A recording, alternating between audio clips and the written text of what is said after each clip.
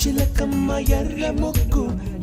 ముక్కులే పిల్లవాకు పూవె పూసిన ఎర్ర రోజా పూత గులాబీ పసిపాదం